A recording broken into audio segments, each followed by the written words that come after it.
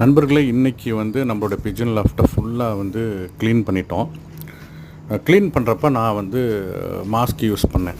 ஏன் mask use பண்ணோம் அப்படின்றது வந்து பார்த்திங்கன்னா, என்னுடைய ஃப்ரெண்டு வந்து யூஎஸில் வந்து சயின்டிஸ்ட்டாக இருக்கார். அவர்கிட்ட கேட்டேன், இது மாதிரி வந்து புறானால் வந்து 2 டிசீஸ் பரவுது.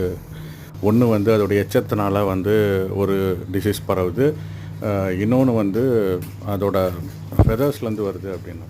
அப்போ அவர் சொன்னார், எச்சத்துலேருந்து வர்றது வந்து ரொம்ப ரேரு டிசீஸு. பட்டு புறா ஃபெதர்ஸ் வந்து சின்ன சின்ன குட்டி ஃபெதர்ஸ் க்ளீன் பண்ணுறப்ப நம்மளுடைய மூக்கு வழியாக அது வந்து நம்ம நுரையீரலுக்கு போவதற்கு வாய்ப்புகள் அதிகம். ஏன்னா அவர் வந்து பல்மனாலஜிஸ்ட்டு.